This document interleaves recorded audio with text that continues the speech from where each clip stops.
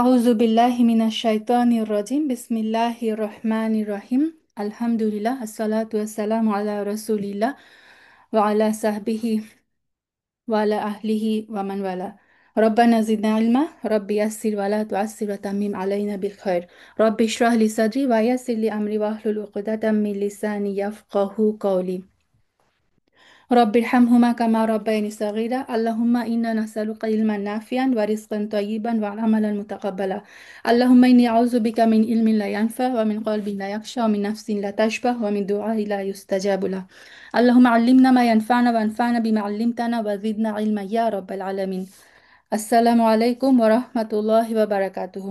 প্রিয় বোনেরা, সবাইকে স্বাগতম জানাচ্ছি আমাদের ফিকহুস সালাহ সিরিজের আজকে পঞ্চম পর্ব। আলহামদুলিল্লাহ সুম্মা আলহামদুলিল্লাহ। আল্লাহ সুবহানাহু ওয়া তাআলা যেন আমাদের সবার পক্ষ থেকে কবুল করে নেন। যেটুকু আমরা এই ফিকহুস সালাতে শিখছি সেটুকু যেন আমরা আমল করার তৌফিক যেন আল্লাহ সুবহানাহু ওয়া তাআলা আমাদেরকে দেন।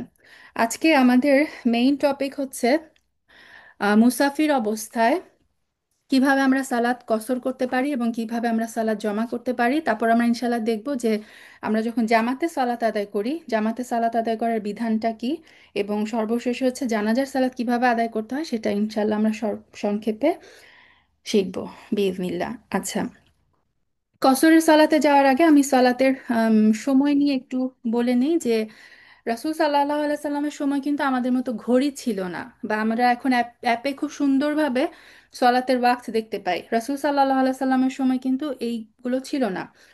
রাসূল সাল্লাল্লাহু আলাইহি সাল্লামের সময় কি ছিল, যে ছায়ার যে অবস্থান সেটা দেখে তারা সলাতের টাইম কাউন্ট করতেন। বাট আলহামদুলিল্লাহ আলহামদুলিল্লাহ এখন আমাদেরকে সূর্যের অবস্থান, ছায়ার অবস্থান এগুলো দেখে সালাতের টাইম কাউন্ট করতে হয় না। এখন আমরা অ্যাপস থেকেই বা যেখানে মুসলিম কান্ট্রিগুলোতে মসজিদে আজান দেখে কিন্তু আমরা সুন্দরভাবে মানে সালাতের ওয়াক্তটা বুঝতে পারি। একটা কথা আমি আগেও বলেছি, আবারও বলে রাখি যে আরবি দেশগুলোতে আউয়াল ওয়াক্তে মানে ওয়াক্ত হওয়ার সাথে সাথে কিন্তু আজান দিয়ে দেয়। আনফর্চুনেটলি বাংলাদেশে কিন্তু আউয়াল ওয়াক্তে আজান দেওয়া হয় না। সো যেহেতু আউয়াল ওয়াক্তে সলাত আদায় করাটা রাসূল সাল্লাল্লাহু আলাইহি সাল্লাম অত্যন্ত পছন্দ করতেন, সো বাংলাদেশে যারা আমরা আছি তারা আমরা চেষ্টা করতে পারি যে বিশ্বস্ত কোনো একটা অ্যাপ থেকে যখন আমরা দেখব যে সালাতের টাইম হয়ে গেছে, যেমন ধরেন 12:30টার দিকে বাংলাদেশে 12টা 20 12টা 25-এর দিকে হয়তো জোহরের সালাতের টাইম হয়ে যায়, ওয়াক্ত শুরু হয়ে যায়। কিন্তু দেখবেন যে অনেক মসজিদেই কিন্তু আজান দেয় হচ্ছে 1টার বাজতে 10 মিনিট আগে বা এই টাইমে। তো ওয়াক্ত হয়ে গেলে আমরা যদি শিওর হই যে সালাতের ওয়াক্ত স্টার্ট হয়ে গেছে তখনই কিন্তু আমরা সালাত পড়ে ফেলতে পারি। এটা মেয়েদের ক্ষেত্রে, কারণ পুরুষরা যেহেতু পুরুষদের জন্য হচ্ছে মসজিদে যে সলাত জামাতে আদায় করাটা হচ্ছে ওয়াজিব। সো আমরা মেয়েরা যারা ঘরে সলাত আদায় করতে পারি তারা কিন্তু যদি ওয়াক্ত আমাদের জানা থাকে তাহলে আমরা আজানের জন্য অপেক্ষা করব না, আমরা ওয়াক্ত হয়ে গেলে ইনশাল্লাহ সলাত আদায় করে ফেলবো। সলাতের ওয়াক্তের জন্য নিষিদ্ধ 3টা সময় আছে, যে দিনের মধ্যে 3টা নিষিদ্ধ সময়ে ফরজ সালাত, ফরজ না মানে এই 3টা নিষিদ্ধ সময় সলাত আদায় করা নিষেধ। 3টা সময় কি? ফজরের সলাত আদায় করার পর থেকে সূর্য ওঠার 15 থেকে 20 মিনিট, কেউ কেউ বলেন 12 থেকে 15 মিনিট, এই টাইমটুকু হচ্ছে নিষিদ্ধ টাইম। এই টাইমে কেউ যে কোনো আহ, মানে উইদাউট এনি রিজন যে আমার সলাত আদায় করতে ইচ্ছা করছে এই জন্য আমি 2 রাকাত নফল সলাত আদায় করি, এই ধরনের সলাতগুলো এই নিষিদ্ধ সময় সলাত আদায় করা যায় না। সো সূর্য উঠে যে সূর্য একটু মানে উপরে ওঠা পর্যন্ত, আহ, একদম সূর্য এখন যে কোনো জায়গা থেকে আমরা কিন্তু সূর্যোদয়ের টাইমটা দেখতে পাই। So, সূর্যোদয়ের টাইম থেকে অ্যারাউন্ড 15 থেকে 20 মিনিট এর পরে হচ্ছে আমরা যেমন ইশরাকের সালাত আদায় করতে পারি, দোহার সালাতে বা টাইমটা শুরু হয়ে যায়। তো এইটুকু হচ্ছে নিষিদ্ধ টাইম, ফজরের সালাতের পর থেকে সূর্য ওঠার পরের 15 থেকে 20 মিনিট পর্যন্ত। আরেকটা নিষিদ্ধ টাইম হচ্ছে জোহরের সময় সূর্য যখন একদম মাথার উপর থাকে, সেই মাথার উপর ওঠা থেকে সূর্য একটু ঢলে পড়া পর্যন্ত, এই টাইমটা খুবই শর্ট, 5 থেকে 7 মিনিট। এই টাইমটুকু সলাৎ পড়া যায় না, এটা নিষিদ্ধ সময়। সো এই টাইমটার পরেই কিন্তু দেখবেন যে জোহরের ওয়াক্তটা শুরু হয়ে যায়। সো জোহরের ওয়াক্ত যখন থেকে শুরু হয় তার অ্যারাউন্ড 5 থেকে 7 মিনিট আগের ওই টাইমটা হচ্ছে নিষিদ্ধ সময়, ওই টাইমে আমরা সলাৎ আদায় করতে পারবো না। আরেকটা নিষিদ্ধ সময় হচ্ছে যখন আসরের সলাৎ আদায় করার পর থেকে সূর্য ডোবা, মানে সূর্য ডোবা যখন স্টার্ট হয়ে গেল সেইটা থেকে শুরু করে সম্পূর্ণরূপে সূর্য ডুবে যাওয়া পর্যন্ত, মানে কেউ আসরের সলাৎ আদায় করার পরে সূর্য সম্পূর্ণরূপে ডুবে যাওয়ার আগ পর্যন্ত সে আর কোনো সলাৎ আদায় করতে পারবে না। তাহলে আমরা তিনটা নিষিদ্ধ টাইম পেলাম: ফজরের সালাত আদায় করার পর থেকে সূর্য ওঠার 15 থেকে 20 মিনিট, সূর্য একদম মাথার উপরে থেকে একটু সূর্য ঢলে পড়া পর্যন্ত, এটা হচ্ছে জোহরের ওয়াক্তের 5 থেকে 7 মিনিট আগের এই টাইমটা। আরেকটা হচ্ছে আসরের সালাত আদায় করে ফেলার পর থেকে সূর্য সম্পূর্ণরূপে ডোবা পর্যন্ত। এই টাইমগুলো হচ্ছে সালাতের নিষিদ্ধ সময়। তবে এই নিষিদ্ধ সময় কিছু সালাত পড়া অ্যালাউড। কিরকম? যেমন তাওয়াফের সালাত। কেউ ধরেন তাওয়াফ শেষ করলো, সে ফজরের পরে তাওয়াফ শুরু করলো এবং সে তাওয়াফ শেষ করে ফেললো, তখনও দেখলো ওই নিষিদ্ধ সময়টা আছে, সে কিন্তু তাওয়াফের 2 রাকাত সালাত ওই নিষিদ্ধ সময় আদায় করতে পারবে।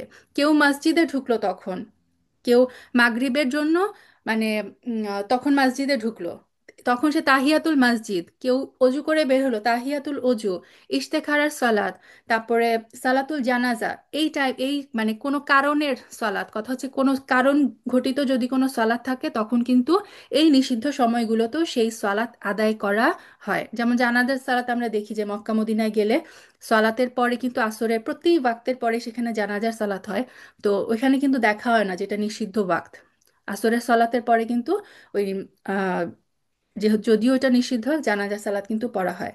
তারপরে ধরেন আপনি ঘুম থেকে উঠলেন, ঘুম থেকে উঠে দেখলেন যে সূর্য প্রায় উঠে যাচ্ছে, মানে ফজরের টাইম শেষ হয়ে, এটা নিষিদ্ধ টাইম। ঘুম থেকে যখন উঠলেন তখন ফরজ সালাত, কোনো ওয়াক্ত দেখবো না আমরা সূর্য উঠছে না নিষিদ্ধ সময় কি, ঘুম থেকে উঠলে যদি আমার সালাত মানে কাজা হয়ে যায় ঘুমের কারণে, ঘুম থেকে উঠে সাথে সাথেই হচ্ছে অজু করে সালাত আদায় করে ফেলবো। তার মানে আমরা বুঝলাম যে যে কোনো কারণের সালাত এই নিষিদ্ধ সময়গুলোতে আদায় করব। তাহলে শুধুমাত্র যে নফল সালাত, যে আমার যে এক্সট্রা অনেক সময় আমরা সালাত পড়ি না, সেই সালাতগুলো শুধুমাত্র আমরা এই নিষিদ্ধ সময় সালাত আদায় করতে পারবো না। ফজরের 2 রাকাত সুন্নাহ ইভেন এই নিষিদ্ধ সময় পড়া যায়। এটা হাদিস থেকে এসেছে। রাসূল সাল্লাল্লাহু আলাইহি সাল্লাম একদিন ফজরের জামাত পড়ালেন, তো জামাত পড়ানোর পরে দেখলেন যে এক সাহাবী সালাত আদায় করছে। তো ওই সাহাবী সালাত শেষ হওয়ার পর রাসূল সাল্লাল্লাহু আলাইহি সাল্লাম জিজ্ঞাসা করলেন যে তুমি এখন কি সালাত পড়লে, কারণ এটা তো ফজরের সালাত যেহেতু পড়া হয়ে গেছে, এটা তো নিষিদ্ধ টাইম, সূর্য ওঠার 15 থেকে 20 মিনিট পর্যন্ত এই টাইমে তো আর সালাত নাই। তখন ওই সাহাবী রাসূল সাল্লাল্লাহু আলাইহি সাল্লামকে বললেন যে ইয়া রাসূলুল্লাহ, ফজরের যে 2 রাকাত সুন্নাহ আমি সেই সুন্নাহটা পড়িনি। হয়তো তিনি মানে ঘুমের থেকে উঠে মসজিদে আসতে আসতে যেহেতু জামাত শুরু হয়ে গেছিল, তিনি সুন্নাহ না পড়ে তিনি ফরজটুকু আদায় করেছিলেন। তখন রাসূল সাল্লাল্লাহু আলাইহি সাল্লাম তার এই জবাব শুনে কোনো কিছু বলেননি, তিনি বলেননি যে না তুমি কেন পড়লে বা এটা পড়া ঠিক হয়নি, তিনি চুপ থাকলেন। এবং রাসূল সাল্লাল্লাহু আলাইহি সাল্লামের চুপ থাকাও কিন্তু সম্মতি, তিনি যে সাহাবীরা কোনো একটা কাজ করলে তিনি যদি চুপ থাকতেন, তার মানে সেটাও কিন্তু সেখানেও তার সম্মতির প্রকাশ পায়। তার মানে কেউ যদি ধরেন ঘুম থেকে উঠে সে দেখলো যে সূর্য উঠে উঠে যাচ্ছে, ফজরের ওয়াক্ত প্রায় শেষের দিকে, 2 রাকাত সুন্নত যদি সে আগে আদায় করে তাহলে ফরজের টাইম চলে যাবে, তখন তার কর্তব্য হচ্ছে সে আগে ফজরের 2 রাকাত ফরজ সালাত আদায় করে ফেলবে। তারপরে তার যদি সময় থাকে, তার পক্ষে যদি সম্ভব হয়, বেস্ট হচ্ছে সে ওই আহ, ইশরাক পর্যন্ত ওয়েট করবে, যে 15-20 মিনিট পরে সে সালাত আদায় করবে। যদি তার সময়ের স্বল্পতা থাকে তাহলে সে ওই নিষিদ্ধ টাইমে সে ফজরের 2 রাকাত সুন্নাহ আদায় করে নিতে পারবে, যেটা আমরা এই হাদিস থেকে দেখলাম। আচ্ছা, রাকাত সংখ্যা একটু বলে নিই যে দিনে রাতে সর্বমোট 17 রাকাত হচ্ছে ফরজ সালাত, যেটা আমরা জানি যে ফজরের 2 রাকাত ফরজ, জোহরের 4 রাকাত, আসরের 4 রাকাত, মাগরিবের 3 রাকাত এবং এশার হচ্ছে 4 রাকাত। এইগুলো হচ্ছে 17 রাকাত ফরজ। এটা পড়তেই হবে প্রত্যেকটা মুসলিমকে। একজন মুসলিম দিনে অবশ্যই এই 17 রাকাত সালাত আদায় করবে। এবং বাচ্চাদেরকে যখন আমরা সালাত 7 বছর থেকে যখন সালাত আদায়ের নির্দেশ দেই, সর্বপ্রথমে আমরা এনশিওর করব বাচ্চারা যেন এই 17 রাকাত সালাত আদায় করে। তারপর হচ্ছে আমরা তাদেরকে আস্তে আস্তে ইন্ট্রোডিউস করব, যেমন এরপরে রাসূল সাল্লাল্লাহু আলাইহি সাল্লাম সবচেয়ে গুরুত্ব দিয়ে যে সালাত, যে সুন্নাহ সালাত আদায় করতেন সেটা হচ্ছে ফজরের 2 রাকাত সালাত এবং হচ্ছে ভিতরের যে সালাত সুন্নাতে মুয়াক্কাদা। তারপরে আমরা বাচ্চাদেরকে এই যে ফজরের 2 রাকাত সালাত যখন দেখবো যে সে ফজর মানে ফরজটুকু আদায় করছে, তখন আমরা তাদেরকে ইন্ট্রোডিউস করব ফজরের এই 2 রাকাত সালাত এবং ভিতরের সালাত। এইটাতে যখন তারা অভ্যস্ত হয়ে যাবে তখন আমরা হচ্ছে সুন্নাতে রতিবা, যে সালাদগুলো রাসূল সাল্লাল্লাহু আলাইহি সাল্লাম মানে মুকিম অবস্থায় সফরে না থাকলে রাসূল সাল্লাল্লাহু আলাইহি সাল্লাম যে সালাদগুলো সব সময় আদায় করতেন, সেই 12 রাকাত সালাত, এগুলোকে বলা হয় সুন্নাতে মুআক্কাদা বা সুন্নাতে রতিবা। এই 12 রাকাত সালাত কি কি? ফজরের 2 রাকাত সুন্নত, ফজরের 2 রাকাত ফরজের আগে 2 রাকাত সুন্নত, জোহরে হচ্ছে 6 রাকাত সুন্নতে রতিবা, জোহরের 4 রাকাত যে আমরা ফরজ পড়ি তার আগে 2 রাকাত 2 রাকাত করে 4 রাকাত সুন্না, এবং 4 রাকাত ফরজের পরে 2 রাকাত সুন্না। তাহলে জোহরে আমরা পেলাম 6 রাকাত সুন্না। ফরজের আগে দুই দুই করে 4 রাকাত, ফরজের পরে 2 রাকাত। মাগরিবের ফরজের পরে 2 রাকাত সুন্না, এবং এশার ফরজের পরে 2 রাকাত সুন্না। তাহলে ফজরে 2 রাকাত, জোহরে দুই দুই, আর না, ফরজের পরে দুই, 6 রাকাত হলো 8 রাকাত, মাগরিবে দুই 10, আর এশার পরে 2 রাকাত। এই 12 রাকাত হচ্ছে সুন্নতে রতিবা, যেগুলো হচ্ছে মানে ফরজের সাথে সম্পৃক্ত সুন্না।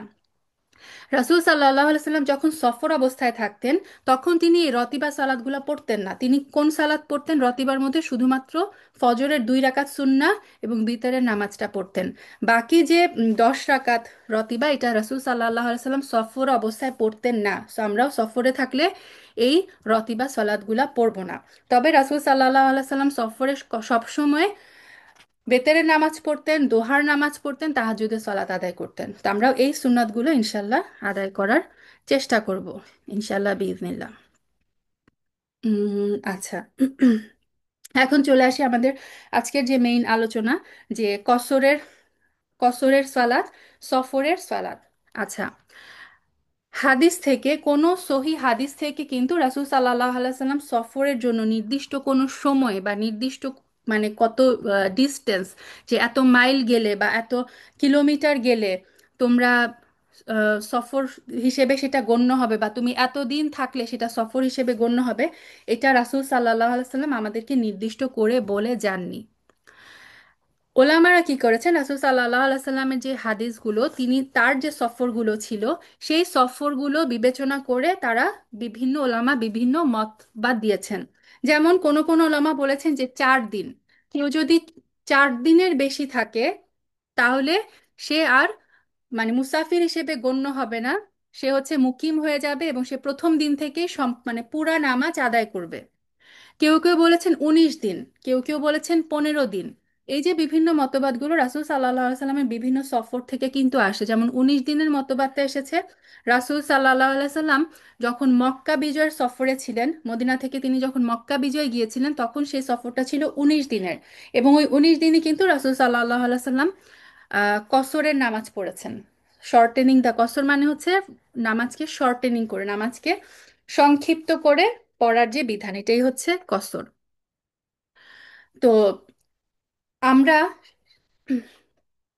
আমরা আহ, মানে আমি সবগুলো ইয়েই বললাম, তো আপনাদের মানে যার যেটা যেই মতবাদটা আপনারা গ্রহণ করতে চান পারেন, কারণ এটা প্রত্যেকটা মতবাদের পিছনেই ওলামাদের কিন্তু মানে এটা কেউ বলতে পারবে না যে সে যেটা করলো সেটা ভুল, আমি যেটা মানলাম সেটা ঠিক। সো কেউ কেউ, তবে মক্কার মদিনার আরব স্কলাররা তারা বলেন যে 4 দিনটা হচ্ছে সেফ, যে কেউ যদি 4 দিনের বেশি থাকে, ধরেন আপনি কোথাও গেলেন 6 দিনের জন্য, 5 দিনের জন্য, তখন বেশিরভাগ মানে সাউদি স্কলাররা বলেন যে 4 দিনটাই হচ্ছে সেফেস্ট। যে কেউ যদি 4 দিনের বেশি থাকে, তাহলে সে প্রথম দিন থেকেই সে সম্পূর্ণ নামাজ পড়বে, সে আর কসর করবে না। আচ্ছা, ইমাম ইবনে তাইমিয়া রাহিমাহুল্লাহ তিনি খুব সুন্দর একটা কথা বলেন, যেটা মানে খুব সহজ। তিনি বলেছেন যে মানুষের দৃষ্টিতে যদি মানে যে জায়গায় সে যাচ্ছে সেটা যদি ওই এলাকার লোকজনের মতে ওটা যদি সফর হিসেবে গণ্য হয়, তাহলে সে নিজেকে মুসাফির হিসেবে কাউন্ট করবে।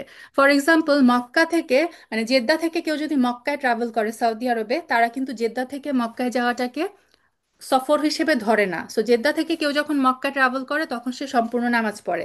কিন্তু মক্কা মদিনায় যখন ট্রাভেল করে কেউ, তখন সেটাকে কিন্তু আবার ওই মানে সাউথ আরবরা ওইটাকে সফর হিসেবে কাউন্ট করে। সো ওইটা আবার, তো ওই অবস্থায় যখন সে থাকবে, তখন সে মুসাফির হিসেবে কাউন্ট হবে। সো আপনি যেখানে যাচ্ছেন সেটাকে যদি আপনার মানে আপনি যে এলাকায় আছেন সেই এলাকার মানুষ যদি ওইটাকে সফর ভাবে, তাহলে আপনি নিজেকে মুসাফির হিসেবে কাউন্ট করবেন। এটা হচ্ছে ইমাম ইবনে তাইমিয়ার মত। যেখানে কত মাইল গেলাম, কত দিন থাকলাম, এটা ব্যাপার না। আচ্ছা, যখনই একজন ব্যক্তি মুসাফির হবে, তখন সফরে আল্লাহ সুবহানাহু ওয়া তাআলা তাকে 4টা রুখসত বা 4টা ছাড় দিয়েছেন আমাদের শরীয়তে। সেই 4টা জিনিস কি? ফার্স্ট হচ্ছে কসর, অর্থাৎ 4 রাকাত বিশিষ্ট যে সালাত সেগুলোকে কসর করে 2 রাকাত পড়া। ফজরের কোনো কসর নাই, মাগরিবের কোনো কসর নাই। সো জোহরের সালাত 4 রাকাতের জায়গায় 2 রাকাত পড়বে, এবং আসরের সালাত 4 রাকাতের জায়গায় 2 রাকাত পড়বে, এশার সালাত 4 রাকাতের জায়গায় 2 রাকাত পড়বে। এটাই হচ্ছে কসর। সেকেন্ড হচ্ছে তার রুখসত থাকে জমা। জমা হচ্ছে দুইটা সালাতকে এগিয়ে নিয়ে আসা অথবা পিছিয়ে নিয়ে যে কোনো একটা ওয়াক্তে আদায় করা। ফর এক্সাম্পল, কেউ যদি সফর অবস্থায় থাকে এবং ধরেন জমা করা যায় হচ্ছে জোহর এবং আসরকে, আর মাগরিব এবং এশাকে। ফজরের সালাতের কোনো জমা নাই। কেউ যদি জোহরের ওয়াক্তে, ধরেন জোহরের ওয়াক্ত হয়ে গেছে, সে সফর শুরু করলো, ধরেন বাংলাদেশে যাওয়ার এক্সাম্পলই ধরি, যে জার্মানি থেকে কেউ, মানে তার ফ্লাইট হচ্ছে বিকাল 4টায়। এখন সে জোহরের ওয়াক্ত, তার মানে তখন শুরু হয়ে গেছে। আসরের ওয়াক্ত যদি ধরেন 5টায় হয়, তার মানে সে যদি 4টায় তার ফ্লাইট শুরু হয়, 4টা থেকে ধরেন নেক্সট তার স্টপেজ হয়ে যাবে 6 ঘন্টা যদি ধরি, আসরের টাইমটা তাকে প্লেনে থাকতে হবে। আমরা জানি যে প্লেনে যদি থাকে, সে দাঁড়িয়ে সালাত আদায় করা তার জন্য কষ্টকর। কিছু কিছু প্লেনে, যেমন সাউদি এয়ারওয়েজের কিছু কিছু ফ্লাইটে সালাতের জন্য আলাদা জায়গা থাকে যেখানে দাঁড়িয়ে সালাত আদায় করা যায়। বেশিরভাগ ফ্লাইটগুলোতেই কিন্তু এই সুবিধাটা থাকে না। যেহেতু দাঁড়িয়ে সালাত পড়াটা হচ্ছে একটা রুকন, সে কারণে সে যেহেতু মুসাফির, তার জন্য কি ছাড় আছে? সে এই যে জোহরের ওয়াক্ত যেহেতু হয়ে গেছে, জোহরের ওয়াক্তে সে জোহরের 4 রাকাতের পরে আসরের 4 রাকাত যে ফরজ সালাত, সে সেটাকে পড়ে নিতে পারে। তার মানে সে আসরের টাইমটাকে জোহরের সাথে এগিয়ে আনতে পারে। এটা হচ্ছে জমা করা, 2 রাকাতের সলা একসাথে পড়া, এটা হচ্ছে জমা করা। আবার কেউ যদি ধরেন এমন অবস্থায় হয় যে সে যখন ট্রাভেল করলো তখন জোহরের ওয়াক্ত শুরু হয় নাই, সে কোনো একটা বাসে ট্রাভেল করলো, সে যখন বাসায় যেয়ে পৌঁছাবে বা সে যেখানে সফর করছে সেখানে যে যখন পৌঁছাবে, জোহরের ওয়াক্ত থাকবে না, আসরের ওয়াক্ত শুরু হয়ে যাবে। জোহরের টাইমটা পুরাটাই সে বাসে বা গাড়িতে, যেখানে সে মাঝখানে দাঁড়িয়ে তার জোহরের সলাৎ আদায় করার তার পক্ষে যদি সম্ভব না হয়, তখন সে কি করবে? সে জোহরের টাইমে সে নিয়ত করে ফেলবে যে আল্লাহ, এই জোহরের যে 4 রাকাত সলাৎ, এইটা আমি আসরের সাথে জমা করব।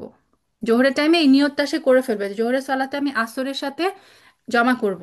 তো জোহরের টাইমটা সে কিছু করবে না, সে যখন তার গন্তব্যে পৌঁছে যাবে, সে যখন দাঁড়িয়ে সালাত আদায় করতে সক্ষম হবে, তখন তখন আসরের টাইম অলরেডি যদি হয়ে যায়, সে কি করবে? জোহরের 4 রাকাত প্লাস আসরের 4 রাকাত।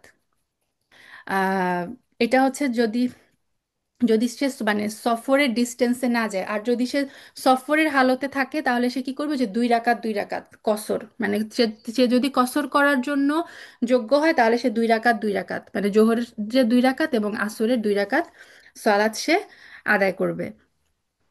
আর থার্ড নাম্বার 3 নাম্বার রুকসত হচ্ছে মোজার উপর যখন মাসে করা। এটা সফর অবস্থায় 3 দিন 3 রাত পর্যন্ত এই মাসে এটা সে করতে পারবে। আর রমাদানে কেউ যদি সফর করে, তার জন্য রুকসতটা হচ্ছে দিনের বেলা সে সিয়াম ভঙ্গ করতে পারবে। তাহলে সফরের যে 4টা বিষয়ে আল্লাহ সুবহানাহু ওয়া তাআলা আমাদেরকে ছাড় দিয়েছেন, সেটা হচ্ছে, এক হচ্ছে কসর, 2 নাম্বার হচ্ছে জমা, আর 3 নাম্বার হচ্ছে 3 দিন 3 রাতে মোজার উপর মাসে, আর 4 নাম্বার হচ্ছে রমাদানে দিনের বেলায় সিয়াম ভঙ্গ করা। আচ্ছা, অনেক ওলামারাই বলেছেন যে যদি এই যে স্থানটা যদি সফরের দূরত্ব কিনা এই ব্যাপারে যদি সন্দেহ থাকে, তখন তারা কি করতে পারে? 80 কিলোমিটার, এটা নিয়ে ওলামাদের মধ্যে মতভেদ আছে যে কত কিলোমিটার গেলে সেটাকে সফর বলা যায়। তো একটা মত আছে যে 80 কিলোমিটার, কেউ যদি 80 কিলোমিটার ট্রাভেল করে, সেটা হচ্ছে সফর বলে কাউন্ট হবে। আচ্ছা, আম, সফর অবস্থায় ধরেন কোথাও সে গেল, তখন যদি তার প্রতি ওয়াক্তের সালাত ওয়াক্ত মতো আদায় করার পসিবিলিটি থাকে, তখন সে জমা করবে না, কসর করবে। কসর সে করবে। আর যদি সফর অবস্থায় তার পক্ষে ওয়াক্ত অনুযায়ী সালাত আদায় করা কষ্ট হয়ে যায়, যেমন যেটা বললাম প্লেনে বা সে বাসে ট্রাভেল করছে, তখন সে কি করবে? জমা এবং কসর দুইটাই করবে। আচ্ছা, এখন কিছু কেস স্টাডি আমরা দেখি যে আচ্ছা, আরেকটা কথা। সে যে কসর শুরু করবে, ধরেন সে সফরে যাচ্ছে, সে কসর করবে। সে যদি ঘরে থাকে, ধরেন কেউ, যেটা এক্সাম্পল দিলাম যে জার্মানি, সে বাসা থেকে হচ্ছে জমা করে সলাত আদায় করে যাবে, জোহরের ওয়াক্ত বাসায় থাকতে হয়ে গেছে, সে 4টা থেকে তার ফ্লাইট। তো সে বাসায় যখন করবে তখন কিন্তু সে কসর করতে পারবে না। বাসায় সে জমা যদি করতে চায় জোহরের 4 রাকাত তারপর আসরের 4 রাকাত, কারণ সে এখনো সফর তার শুরু হয় নাই, সফর শুরু হয় নাই। এবং স্কলাররা বলেন সে যে এলাকায় আছে সেই এলাকা যতক্ষণ পর্যন্ত সে ত্যাগ না করবে সে সলাৎ কসর করতে পারবে না। ধরেন কেউ ঢাকা থেকে ট্রাভেল করে চিটাগং যাচ্ছে, যেই মুহূর্তে সে ঢাকার সীমানাটা অতিক্রম করলো তখন থেকে তার জন্য হচ্ছে আম, কসরের বিধানটা শুরু হবে। সে যদি ঢাকার সীমানার মধ্যে সে সলাৎ পড়ে সে জমা করতে পারবে কিন্তু সে কসর করতে পারবে না। সো কসর স্টার্ট হবে কখন, যখন সে তার এলাকার সীমানা অতিক্রম করবে। আচ্ছা, কেউ ধরেন এরকম হলো যে মুসাফির অবস্থায় সে হচ্ছে, তার জন্য ধরেন সে আসরের সালাত, সে রাস্তায় ছিল, মুসাফির অবস্থায় ছিল, কিন্তু সে আসরের সালাত মুসাফির অবস্থায় পালন করতে পারেনি, মানে সে কসর আদায় করেনি, এখন সে বাসায় চলে আসলো। মানে সে সফর থাকা অবস্থায় তার উপর আসরের সালাতের ওয়াক্ত হয়ে যায়, সে আসরের সালাত আদায় করতে পারেনি, সে বাসায় যদি চলে আসে তখন বাসায় আসার পরে সে কিন্তু আর কসর সালাত আদায় করতে পারবে না, তখন তাকে পূর্ণ সালাত, সম্পূর্ণ সালাত, আসরের 4 রাকাত সালাত আদায় করতে হবে। আবার ধরেন যদি উল্টাটা হয়, যে আপনি যখন বাসা থেকে বের হলেন তখন আসরের সালাতের টাইম হয়ে গেছে, কিন্তু মানে আজান দিয়ে দিয়েছে, ওয়াক্ত হয়ে গেছে, কিন্তু আপনি কোনো কারণে আসরের সালাতটা বাসায় আদায় করতে পারেননি, আপনি আপনার এলাকার সীমানা অতিক্রম করে গেলেন, তখন যদি আপনি আসরের সালাত আদায় করেন তখন কিন্তু আপনি আসরের সালাত আবার কসর আদায় করবেন। যদিও আপনার মানে ওয়াক্ত যখন শুরু হয়ে গিয়েছিল আপনি মুকিম ছিলেন, ঘরে ছিলেন, কিন্তু যেহেতু আপনি সালাত আদায়রত অবস্থায় আপনি মুসাফির, তখন কিন্তু আপনি আবার সলাৎ কসর আদায় করবেন। এখন ধরেন এটা স্পেশালি মানে পুরুষদের ক্ষেত্রে, তাও আমি জাস্ট বিধানটা একটু বলে রাখি যে মুসাফির, ধরেন আপনি হচ্ছেন যে হচ্ছে সফরে আছে তাকে বলা হয় মুসাফির, আর যে হচ্ছে উল্টাটা হচ্ছে মুকিম, আপনি আপনার এলাকায় আছেন, মুকিম মানে অবস্থানকারী। তো আমরা যেমন মানে যখন এখানে আছি তখন হচ্ছে আমরা মুকিম, আমরা যখন সফরে যাই আমরা হচ্ছি মুসাফির। ধরেন কোনো মুসাফির মানে সে সফর অবস্থায় আছে, সে কোনো একটা মসজিদে ঢুকলো। এখন মসজিদের যে ইমাম তিনি তো ওই এলাকার মুকিম, তিনি তো ওই এলাকার স্থানীয়। তো মুসাফির অবস্থায় হচ্ছে আমরা জানি সলাৎ কসর করতে হয়, কিন্তু মুসাফির যদি ইমামের পিছনে সলাৎ আদায় করে তখন সে কি করবে, তখন কিন্তু সে ইমামের পিছনে পুরা নামাজ পড়বে।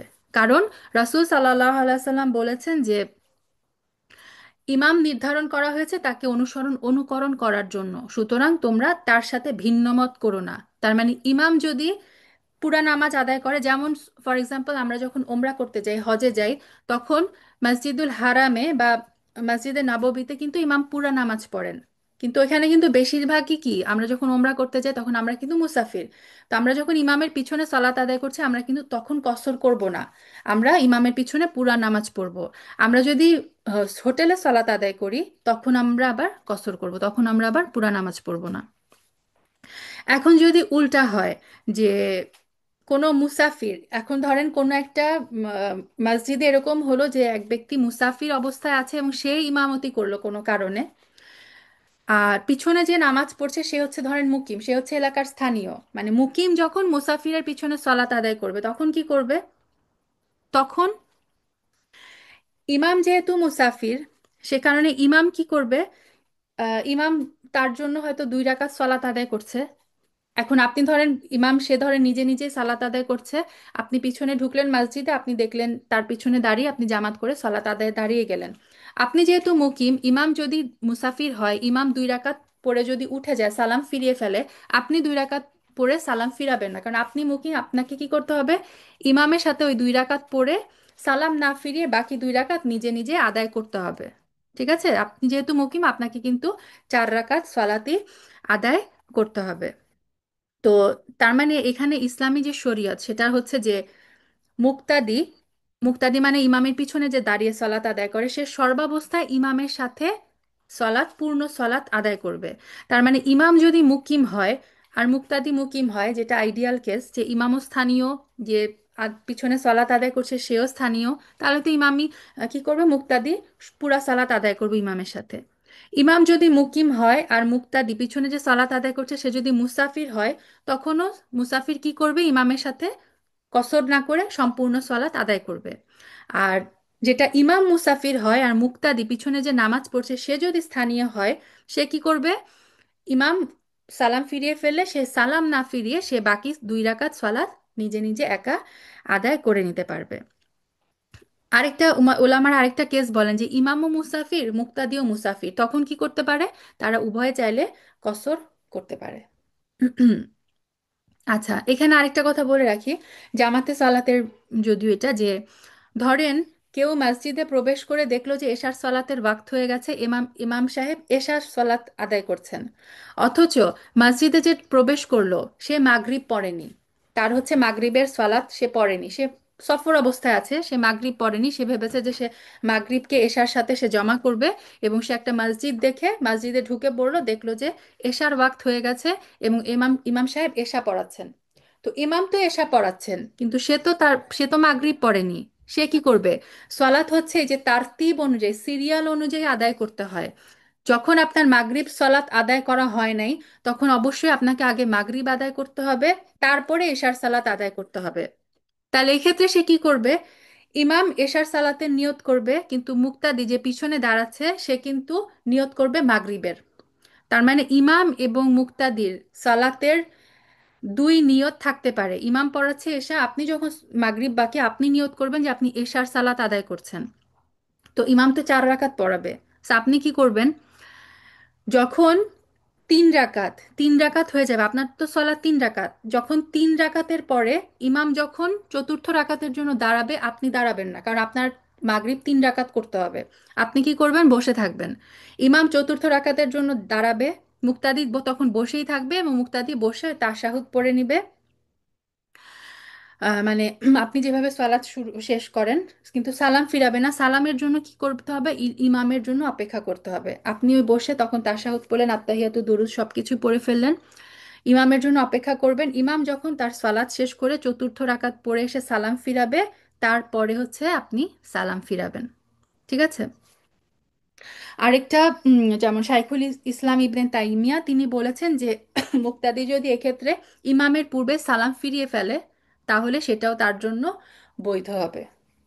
মানে সে চাইলে আগে সালাম ফিরিয়ে ফেলতে পারে, আবার সে 3 রাকাত পরে অপেক্ষা করতে পারে সালাম ফিরানো, ইমাম শেষ করে চতুর্থ রাকাতে ইমাম যখন সালাম ফিরাবে তারপরে সে সালাম ফিরাতে পারে। আচ্ছা, আরেকটা এক্সাম্পল, কেউ ধরেন জোহর আদায় করেনি, কিন্তু সে ইমামকে আম, এসে সে দেখলো যে সে ইমাম আসরের সালাত আদায় করছে, তখন সে নিয়ত করবে, সে জোহরের সালাতে নিয়ত করবে। তারপর হচ্ছে ইমামের সাথে, যেহেতু জোহরের সালাত 4 রাকাত, আসরের সালাত 4 রাকাত, সে ইমামের সাথে সালাত শেষ করবে। তো ইমাম পড়িয়েছে আসর কিন্তু সে পড়েছে নিজের জন্য জোহর। তারপর ইমামের সালাম ফিরানো শেষ হয়ে গেল, তারপরে সে নিজে দাঁড়িয়ে কি করবে? আসরের সালাত আদায় করে নিবে।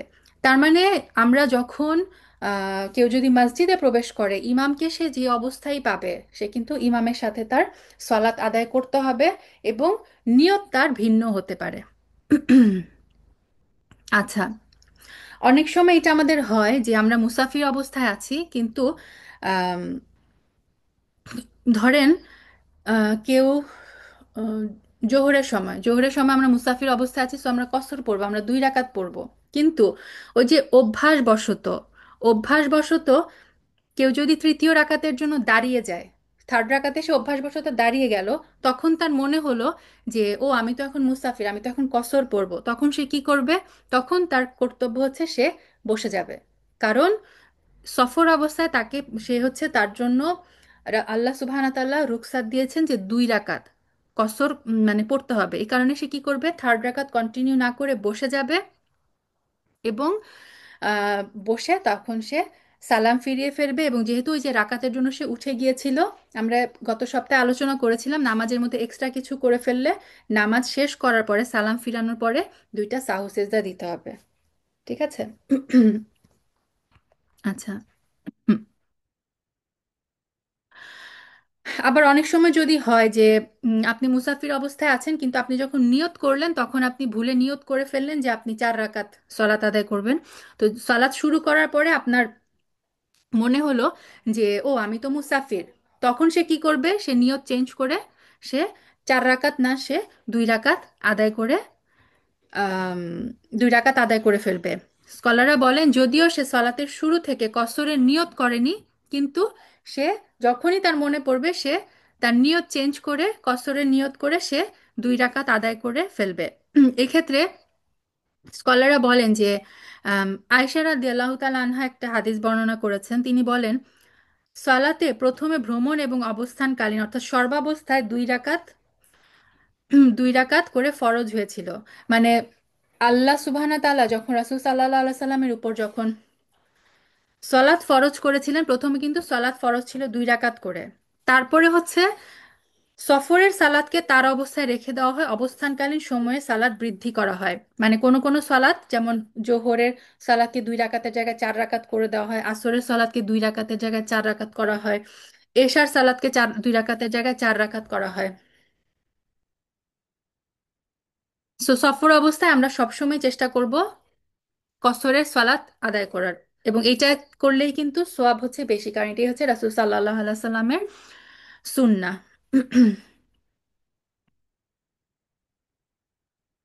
আচ্ছা, ধরেন কেউ জোহর আর আসরের কেউ সফরে আছে, সে নিয়ত করলো যে সে জোহর এবং আসর একসাথে জমা করবে। হ্যাঁ, জোহরের সময় সে নিয়ত করলো যে সে যে স্থানে সে সফর করছে সেখানে পৌঁছে সে জোহরের সালাত এবং আসরের সালাত একসাথে সে আদায় করবে, জমা করে পড়ে ফেলবে।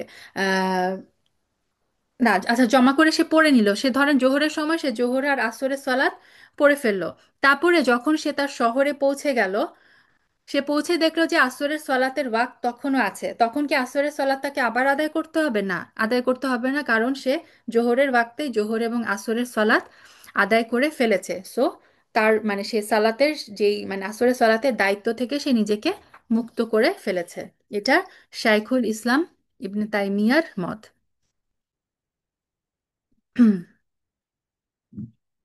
আচ্ছা, ধরেন কেউ জোহর আর আসরের সালাত জমা করে পড়লো, পরপর পড়লো, তখন সে জিকির গুলা সালাতের পরে যে জিকির সেগুলো কখন করবে? বলা হয়েছে যে উত্তম হচ্ছে জোহরের সালাত আদায় করে সে জোহরের সালাতের পরে যে জিকিরগুলাকে যে সুবহানাল্লাহ, আলহামদুলিল্লাহ, আল্লাহু আকবার 33 বার করে পড়া, বা সময় স্বল্পতা থাকলে 10 বার করে পড়া। সে জোহরের পরে সে প্রথম সালাতের পরে সালাতের জিকিরগুলা পড়ে নিবে, তারপর সে দ্বিতীয় সালাত আদায় করে দ্বিতীয় সালাতের জিকিরগুলা পড়ে নিবে। তবে স্কলারগণ বলেন যদি কারো সময়ের স্বল্পতা থাকে, তাড়াহুড়া থাকে, তাহলে সে জোহর আর আসর ধরেন একসাথে সে জমা করলো, করে আসরের শেষে যে সে মানে একবারে জিকির করতে পারে, মানে দুইটাই হচ্ছে অ্যালাউড। আচ্ছা, তাহলে জমা করা বলতে আমরা কি বুঝলাম? জমা করে বলতে আমরা বুঝলাম যে মুসল্লি কি করতে পারে সফর অবস্থায়, বা আম, আরেকটা জরুরতের অবস্থা আছে, জরুরতের অবস্থায় আসছি। জমা করাটা হচ্ছে এগিয়ে এনে সে জোহরের সময়ে প্রথমে জোহর তারপর আসরের সলাত আদায় করতে পারে, অথবা জোহরকে সে পিছিয়ে জোহরের ওয়াক্ত শেষ হওয়ার পরে সে আসরের ওয়াক্ত যখন আসে তখন সে প্রথমে জোহর তারপরে আসরের সলাত আদায় করে ফেলতে পারে। অনুরূপভাবে মাগরিব এবং এশা জমা করা যায়। মাগরিবের সময় কেউ চাইলে মাগরিবের 3 রাকাত পড়ে এশার 4 রাকাত পড়ে ফেলতে পারে, অথবা এশার সময় সে মাগরিব পড়ে তারপরে হচ্ছে এশার সালাত পড়তে পারে। এবং বেতের সে কি করবে? এশা যখন আদায় করবে এশারের পরপর সে বেতের সালাতটাও আদায় করবে। তো কেউ যদি সালাত এগিয়ে এনে পড়ে, যেমন আসরকে যদি কেউ জোহরের সাথে এগিয়ে এনে পড়ে, সেটাকে বলা হয় জামা তাকদিম, এগিয়ে নিয়ে আসা। আর যদি কেউ জোহরকে পিছিয়ে আসরের সাথে যে পড়ে সেটাকে বলে জামা তাখির, মানে পিছানো। আচ্ছা, এটা বলেছি যে মুসাফির কখন সালাত জমা করা শুরু করতে পারবে? যখন সে হচ্ছে তার এবং কখন সে কসর শুরু করবে? যখন সে তার নিজের এলাকা থেকে বের হয়ে যাবে। হ্যাঁ, সে যখন ঘরে সালাত আদায় করবে তখন সে জমা করতে পারবে, কসর করতে পারবে না। আচ্ছা, কিছু জরুরি অবস্থা আছে। হ্যাঁ, জরুরি অবস্থা, ধরেন কারো এমন একটা অ্যাপয়েন্টমেন্ট আছে বা কারো পরীক্ষা আছে যে পরীক্ষার হল থেকে সে বের হতে পারবে না, তার কোনো অপারেশন আছে। ডাক্তারদের ক্ষেত্রে এটা প্রযোজ্য, তাকে সার্জারি করতে হবে কয়েক ঘন্টা ব্যাপী, তার হয়তো ওই টাইমে আসরের সলাতে টাইম মানে পার হয়ে যাবে। সে কি করবে তখন? জোহরের পরপরই সে আসরের সলাতটা জমা করবে। তো এইটা হচ্ছে যখন সে মুসাফির অবস্থায় নাই কিন্তু কোনো জরুরি অবস্থা। ধরেন আপনি জোহর পড়লেন, আপনার একটা অ্যাপয়েন্টমেন্ট আছে, যেই অ্যাপয়েন্টমেন্টে আপনার আসরের ওয়াক্ত পুরা শেষ হয়ে যাবে, তখন আপনি কি করবেন? বাসায় আপনি জোহরের পরে আপনি আসরের সলাৎটা বাসা থেকে পড়ে তারপরে আপনি বের হতে পারেন। আচ্ছা, আরেকটা কথা হচ্ছে, এই যে আপনি জোহর আর আসরকে একত্রিত করবেন, জোহরের টাইমে যদি করতে চান, অবশ্যই জোহরের সালাতের ওয়াক্ত হতে হবে। জোহরের ওয়াক্ত যদি শুরু না হয় তাহলে কিন্তু আপনি জোহরের সালাত আদায় করতে পারবেন না। অনেকে যেটা করে যে আমার কাজ আছে, আমাকে বাইরে যেতে হবে, এই কারণে 10-15 মিনিট আগে, সলাতের টাইম হয় না কিন্তু আমি 10-15 মিনিট আগে সলাত আদায় করে ফেলে। এই সলাত কিন্তু হবে না, কারণ সলাতের ওয়াক্ত হওয়ার 1 মিনিট আগেও সলাত হবে না। জোহরের ওয়াক্ত শুরু হওয়ার আগে আপনি জোহর আর আসর জমা করতে পারবেন না। তেমনি মাগরিবের ওয়াক্ত যদি শুরু না হয়, আপনি মাগরিব আর এশা এক করতে পারবেন না। আচ্ছা। উম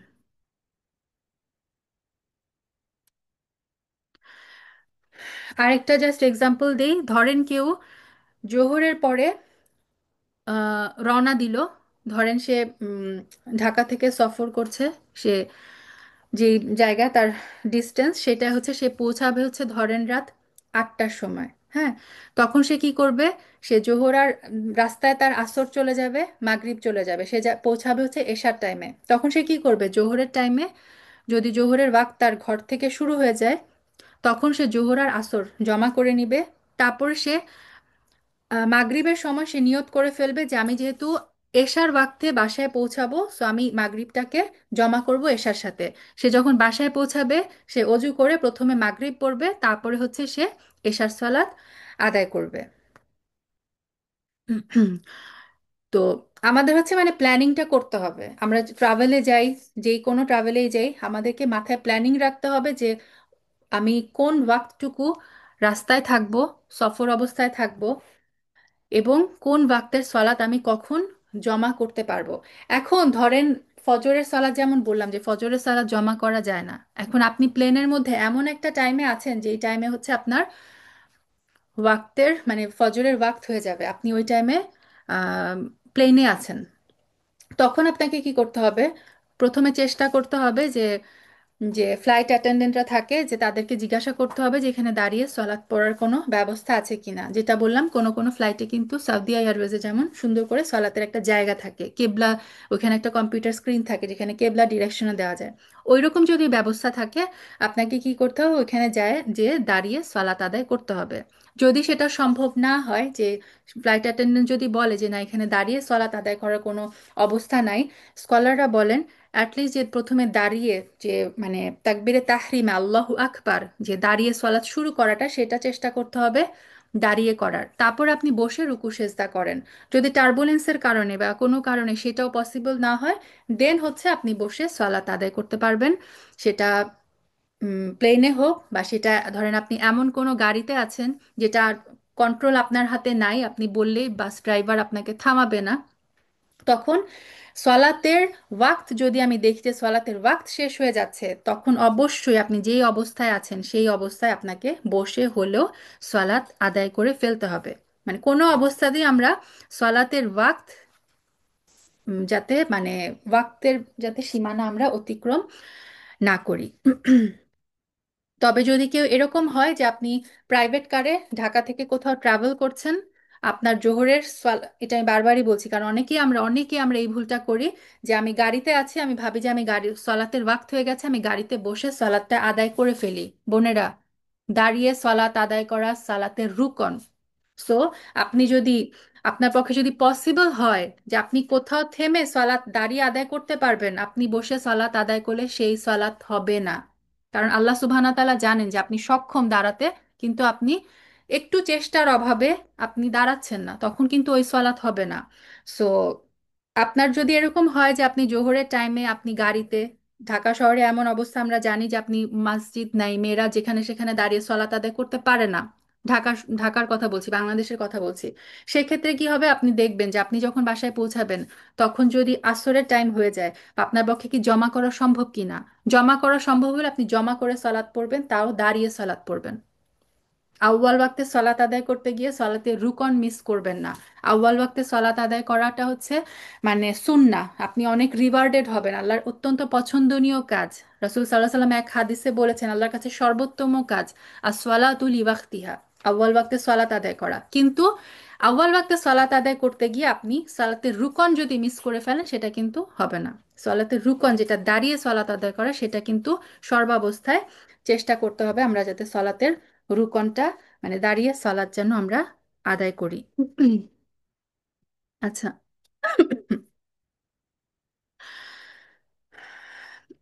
এই যে নৌকা লঞ্চ বা বিমানে কিভাবে চলা তাদেরকে এটা বললাম।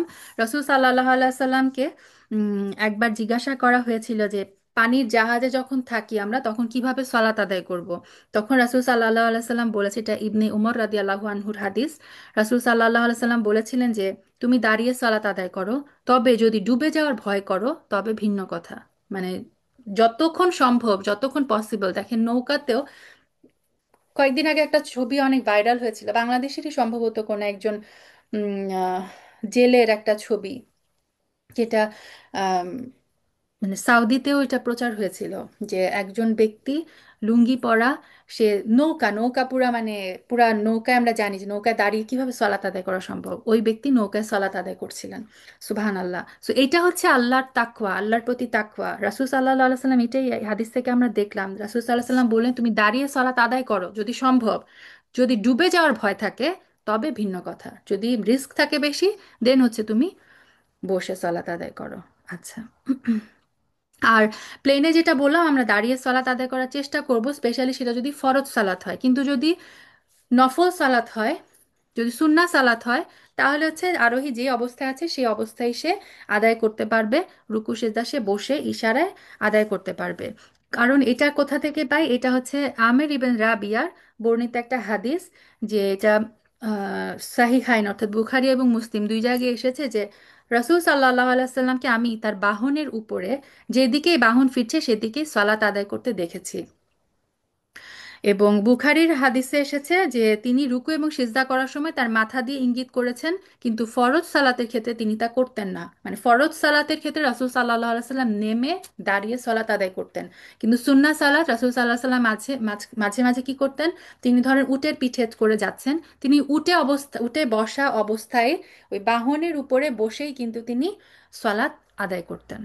সো ফরজ সালাত যখন আমরা আদায় করব তখন আমরা স্পেশালি খেয়াল রাখবো এই দাঁড়ানোর রুকনটা। আচ্ছা।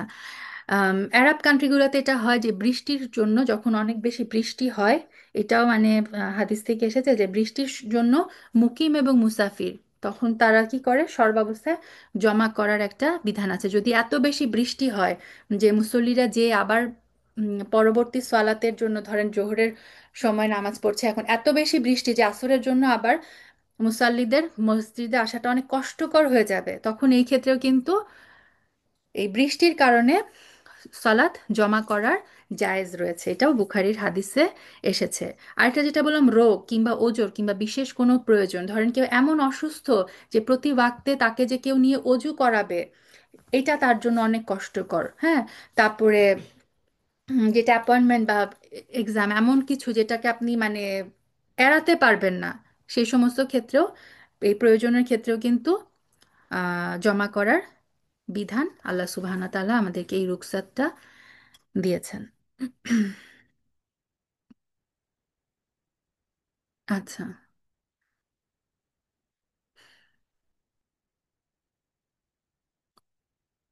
মুসলিমের একটা হাদিসে এসেছে যে রাসূল সাল্লাল্লাহু আলাইহি সাল্লাম তাবুকের যুদ্ধের এক সফরে সালাতকে জমা করে আদায় করেছেন। তিনি জোহর এবং আসর এবং মাগরিব এবং ঈশা একত্র করে আদায় করেছেন। তো সাইদ ইবনে জুবায়ের রাদিয়াল্লাহু আনহু বলেন যে আমি তো এই কথা শুনে ইবনে আব্বাস রাদিয়াল্লাহু আনহুমাকে জিজ্ঞাসা করলাম, রাসূল সাল্লাল্লাহু আলাইহি সাল্লাম কেন এই কাজ করেছেন, মানে তাকে এই কাজ করতে কিসে উদ্বুদ্ধ করেছে। তিনি উত্তর দিয়েছিলেন, তিনি রাসূল সাল্লাল্লাহু আলাইহি সাল্লাম চেয়েছেন তার উম্মত যেন সংকীর্ণতায় না ভুগে। সুবহান আল্লাহ। তো এই যে দেখেন আমাদের মানে ধর্মটা কত সহজ, সালাতকে একত্রে মানে রাসূল সাল্লাল্লাহু আলাইহি সাল্লাম কিন্তু বলেছেন যে সফরটা হচ্ছে একটা মানে সফর কিন্তু একটা সফর অনেক কষ্টের, যে কারণে কিন্তু সফরের মধ্যে দোয়া করলে দোয়া কবুল হয়। এবং এই যে সফরের কষ্ট সেটাকে একটু কমানোর জন্য আল্লাহ সুবহানাহু ওয়া তাআলা এই যে সফরের মধ্যে সালাত কসর করা, সফরের মধ্যে সালাত জমা করার এই বিধানটা কিন্তু আমাদেরকে দিয়েছেন। আচ্ছা, তাহলে মেইন কথা যেটা আমরা বুঝলাম, সফর অবস্থায় আমরা সবসময় সালাত কসর করব, আর জমা করব তখন যখন হচ্ছে সেটা প্রয়োজনীয়। ঠিক আছে, সফরের অবস্থায় কেউ যদি ওয়াক্তের সালাত ওয়াক্তের আদায় করতে পারে সে সেটাই করবে। তো সফর অবস্থায় সর্বাবস্থায় কসর করব, আর প্রয়োজন হলে আমরা সালাত জমা করব। আশা করি এটা ছিল মানে মোটামুটি যতটুকু আমার কাছে মানে মনে হয়েছে আমি কভার করার চেষ্টা করলাম।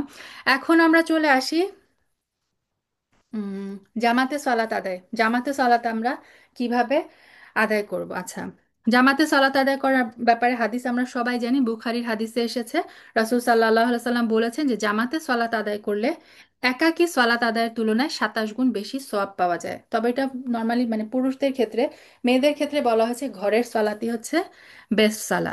তো আপনারা দেখবেন যখন আমরা মানে হারামাইনে যাই তখন ইমাম যখন সালাতে দাঁড়ানোর আগে কিছু ঘোষণা দেয়, যেমন ইস্তাউ, ইস্তাউ মানে সোজা হও। এগুলা কিন্তু ওই যে জামাতের সালাত আদায়ের এগুলা কিন্তু বিধান, মানে কি কি নিয়ম করতে হয়, সোজা হয়ে দাঁড়াতে হয়। তারপর ইমাম বলে তারা সু মানে কাজ বন্ধ করো, গুছিয়ে নাও। তারপর হচ্ছে সাওয়াউ সুফুফাকুম, সুফুফ মানে হচ্ছে কাতার, তোমরা কাতার সোজা করো। তারপর হচ্ছে বলে ইয়াতাদিলু, অর্থাৎ ব্যালেন্স, সবাই ব্যালেন্স হয়ে দাঁড়াও, কেউ সামনে কেউ পিছনে এরকম না। তারপর হচ্ছে বলা হয় যে সুদ্দুল খলাল মানে পরস্পরের মাঝখানে যে গ্যাপ বন্ধ করো। তারপর বলা হয় যে হাযু বাইনাল মানাকিব, মানাকিব মানে কাঁধ, তোমরা কাঁধের সাথে কাঁধ মিলিয়ে দাঁড়াও, মানে দুইজন যে পাশাপাশি দাঁড়াবা মাঝে যেন কোনো জায়গা না থাকে। তারপর হচ্ছে সুদ্দুল ফুরাজ, খোলা জায়গা পূরণ করো, সামনের কাতারে যদি কোনো খালি জায়গা থাকে সেটা পূরণ করে তারপর হচ্ছে পিছনের কাতারে দাঁড়াতে হয়। আমরা যখন জামাতে সলাত আদায় করি, যেহেতু আমাদের মানে বাংলাদেশি মেয়েদের বাংলাদেশে আমাদের জামাতে সলাত আদায় করার তেমন কোনো এক্সপিরিয়েন্স নাই। সো আমরা যখন মসজিদে যাই বা মক্কা মদিনা যখন যাই তখন আমরা দেখা যায় যে অনেকেই জামাতে সলাত আদায় করতে গেলে কিছু ভুল করে ফেলি। তো সেই ভুলগুলো আলোচনা করে আমি মানে ভুলের মাধ্যমে আমি বোঝানোর চেষ্টা করব যে জামাতে সলাত আসলে আদায় কিভাবে করতে হয়। নাম্বার ওয়ান যে ভুলটা করি, আমরা কাতার সোজা করি না। জামাতে সলাত আদায়ের প্রথম ধাপ হচ্ছে কাতার সোজা করা। তো কাতার সোজা কিভাবে করব? আপনারা দেখবেন বেশিরভাগ মসজিদেই যে কার্পেটগুলো বিছানো থাকে একটা লাইন দেওয়া থাকে, কিছু মানে একটা লাইন লাইন থাকে। সেই লাইন বরাবর যদি কেউ পা রেখে দাঁড়িয়ে যায় তাহলে কিন্তু অটোমেটিক কাতার সোজা হয়। সো এটা বুখারীর হাদিসে এসেছে যে রাসূল সাল্লাল্লাহু আলাইহি সাল্লাম বলেছেন যে তোমরা অবশ্যই কাতার সোজা করে দাঁড়াবে, অন্যথায় আল্লাহ তোমাদের মাঝে শত্রুতা এবং মতভিন্নতা সৃষ্টি করে দিবেন। আচ্ছা, তো আমরা সব সময় মসজিদে যখন যাব কি করব, যে কাতার সোজা করে অবশ্যই কাতার সোজা করে দাঁড়াবো। সো যে কাতারের জন্য যে দাগ দেওয়া থাকে কার্পেটে সেটার মধ্যে আমরা পায়ের গোড়ালি ওই বরাবর রাখলে অটোমেটিকই কিন্তু কাতার সোজা হয়ে যায়। আচ্ছা, সেকেন্ড যে ভুলটা করি, কাতারের মাঝে ফাঁক রেখে আমরা ফাঁক রেখে না দাঁড়ানো, এটা হচ্ছে নিয়ম। আমরা যেটা করি যে পাশের জনের মানে গায়ে গা লেগে যাবে এই ভয়ে আমরা একটু ফাঁকা ফাঁকা করে রাখি। নিয়ম হচ্ছে কাতারের মাঝে কোনো ফাঁকা রাখা যাবে না। সো যেখানে দেখা যায় দুইজন খুব আরামে দাঁড়াচ্ছে সেখানে কিন্তু খুব সহজ একটু চেপে দাঁড়ালেই সেখানে সেখানে তিনজন দাঁড়াতে পারে। তো মাসালাটা হচ্ছে যে জামাত শুরু হওয়ার পরে কেউ যদি এসে দেখে যে কাতারের মাঝখানে ফাঁকা জায়গা রয়েছে আর সেখানে সে দাঁড়াতে পারে, তখন সে কি করবে, সেই কাতারের সেই ফাঁকা জায়গায় যে এসে দাঁড়াবে। কাতার পূর্ণ করে তাকে অবশ্যই দাঁড়াতে হবে, ঠিক আছে? সো এরকম না যে আমি পিছনে আসলাম মানে পরে আসলাম কাতার মানে সলাৎ শুরু হয়ে গেছে আমি পিছনে দাঁড়িয়ে পড়লাম না। আমাকে দেখতে হবে যে সামনের যে কাতার সেটা ফিল আপ হয়েছে কিনা। যদি কোনো ফাঁকা জায়গা থাকে আমাকে অবশ্যই কি করতে হবে, পিছনে না দাঁড়িয়ে সেই কাতারের জায়গাটুকু পূর্ণ করে দাঁড়াতে হবে। তো তার মানে সামনের কাতারের জায়গা খালি রেখে পিছনে দাঁড়ানো ঠিক না। এক্ষেত্রে মুসলিমের একটা হাদিস আছে যে জাবির ইবনে সামুরা রাদিয়াল্লাহু আনহু বর্ণনা করেন যে একদিন রাসূল সাল্লাল্লাহু আলাইহি সাল্লাম বেরিয়ে এসে আমাদেরকে বললেন, ফেরেশতারা যেভাবে তাদের পালনকর্তার সামনে সারিবদ্ধ হন তোমরা কেন সেভাবে সারিবদ্ধ হও না? আমরা বললাম, হে আল্লাহ রসূল, ফেরেশতারা কিভাবে তাদের পালনকর্তার সামনে সারিবদ্ধ হন? রাসূল সাল্লাল্লাহু আলাইহি সাল্লাম বললেন, তারা প্রথমে সামনের কাতারগুলো পূর্ণ করেন এবং সীসা ঢালা প্রাচীরের ন্যায় ফাঁক ফোকর বন্ধ করে কাতারে দাঁড়ান। সুবহানাল্লাহ। রাসূল সাল্লাল্লাহু আলাইহি সাল্লাম এই হাদিসে আমাদেরকে নির্দেশ দিচ্ছেন আমরা যখন সালাতের কাতারে দাঁড়াবো একদম এমন ভাবে কাতার পূর্ণ করব যেন আমাদেরকে দেখে মনে হয় সীসা ঢালা প্রাচীর। সীসা ঢালা প্রাচীরে কি হয়, কোনো ফাঁক ফোকর থাকে না। তো আমাদেরকে এইভাবে কাতার পূর্ণ করে দাঁড়াতে হবে। আরেকটা ভুল আমরা করি, দৌড়ে এসে আমরা জামাতে শরিক হই। তো এই ব্যাপারেও বুখারী এবং মুসলিমের হাদিসে এসেছে যে রাসূল সাল্লাল্লাহু আলাইহি সাল্লাম বলেছেন, নামাজের ইকামত শুনলে তোমরা ধীর এবং শান্তভাবে মসজিদে যাও, তাড়াহুড়া করো না। অতঃপর ইমামের সাথে নামাজের যতটুকু অংশ পাও ততটুকু পড়ো, যেইটুকু অংশ ছুটে যায় সেটা একাকী পূর্ণ করে নাও। তো কারণ কি দেখেন, স্কলাররা বলেন যে কেন রাসূল সাল্লাল্লাহু আলাইহি সাল্লাম এরকম বললেন। কারণ আপনি যদি দৌড়ে এসে, ধরেন কেউ একদম দৌড়ে এসে হাঁপাতে হাঁপাতে কেউ যদি সলাতে শরিক হয়, হ্যাঁ, তখন সে হয়তো ইমামকে ওই দৌড়ে এসে প্রথম থেকে ইমামকে মানে ধরলো, সে প্রথম রাকাত থেকে পেয়ে গেল। কিন্তু ওই যে সে যে দৌড়ে আসলো, তার যে মানে স্থির চিত্তে সে কিন্তু সলাৎ আদায় করতে পারবে না। এবং পুরা নামাজ জুড়েই তার মধ্যে এই অস্থিরতাটা কাজ করবে। সে কারণে রাসূল সাল্লাল্লাহু আলাইহি সাল্লামের নির্দেশ যে ধীর স্থির ভাবে আসো, এতটা তাড়াহুড়া করো করো না যে তুমি একদম হাঁপাতে থাকো, তোমার সালাতে মানে স্থির চিত্তে সলাতি আদায় করতে পারছো না। তো এটাও আমরা খেয়াল রাখবো। আচ্ছা, অনেকে যেটা ভুল করে, আমরা জানি যে কেউ যদি ধরেন সলাতের একদম আল্লাহু আকবার থেকে কেউ যদি ইমামকে না পায়, সে যদি এসে রুকুতে পেয়ে যায় ইমামকে, মানে আপনি ঢুকলেন, ঢুকে দেখলেন যে ইমাম অলরেডি রুকুতে চলে যাচ্ছে বা চলে গেছে, ওই অবস্থায় আপনি আল্লাহু আকবার বলে রুকুতে চলে যাবেন। রুকুতে যে একবার যদি সুবহান রাব্বিল আযীম বলতে পারেন, তাহলে আপনি কিন্তু ওই রাকাতটা পেয়ে গেলেন। অনেকে কি করে, দেখে যে না আমি তো একবার মানে ইমাম অলরেডি রুকুতে চলে গেছে, আমি শুরু করতে করতে ইমাম রুকু থেকে উঠে যাবে, সো আমি তো এই রাকাত পেলাম না। সো সে কি করে, ওই জামাতে শরিক না হয়ে পরবর্তী রাকাতের জন্য অপেক্ষা করে, সে দাঁড়িয়ে থাকে, ইমাম যখন পরবর্তী রাকাতের জন্য দাঁড়ায় তখন সে সালাত শুরু করে। এটা কিন্তু সম্পূর্ণ ভুল। রাসূল সাল্লাল্লাহু আলাইহি সাল্লাম বুখারীর হাদিসে বলেছেন যে তোমরা ইমামকে যেই অবস্থায় পাও সেই অবস্থায় সলাতে শরিক হয়ে যাও, আর যতটুকু ছুটে গেছে সেটা জামাত শেষে আদায় করো। সো ইমামকে কেউ যদি এসে দেখে ইমাম বসা অবস্থায় আছে, ইমামকে আল্লাহু আকবার বলে সে ওই বসা অবস্থায় চলে যাবে। কেউ যদি দেখে ইমাম সেজদায় আছে, আল্লাহু আকবার বলে সে সেজদায় চলে যাবে। মোট কথা, ইমামকে আমরা যেই অবস্থায় পাবো সেই অবস্থাতেই আমাকে সলাতে শরিক হয়ে যেতে হবে। আচ্ছা, আরেকটা ভুল আমরা করি, ইমামের পূর্বে রুকু সেজদা করে ফেলি। ইমাম আল্লাহু আকবার বলার সাথে সাথে দেখা যায় মুক্তাদি আল্লাহু আকবার বলে অনেক সময় ইমামের আগেই রুকুতে চলে যায়, ইমামের আগেই সেজদায় চলে যায়। ইমাম হয়তো এক সেজদা থেকে উঠছে আল্লাহু আকবার বলতে বলতে, ইমামের আগে অনেক সময় দেখা যায় আমরা তাড়াহুড়া করে রুকু সেজদা করে ফেলি। এইটার ব্যাপারে হাদিসে রাসূল সাল্লাল্লাহু আলাইহি সাল্লাম কঠিন হুঁশিয়ারি দিয়েছেন। আবু হুরায়রা রাদিয়াল্লাহু আনহু বর্ণনা করেছেন, বুখারীর হাদিসে এসেছে যে রাসূল সাল্লাল্লাহু আলাইহি সাল্লাম বলেছেন, তোমাদের মধ্যে কি কেউ এই নিয়ে তোমাদের কেউ কি এই নিয়ে ভয় করো না, যখন সে ইমামের পূর্বে তার মাথা উঠিয়ে নেয় তখন আল্লাহ তার মাথাকে গাধার মাথায় কিংবা তার আকৃতিকে গাধার আকৃতিতে পাল্টে দিতে পারেন। তো এটা একটা ভয়ঙ্কর হুঁশিয়ারি। সো আমরা কি করব না, কখনোই ইমামের আগে রুকু সেজদায় যাব না।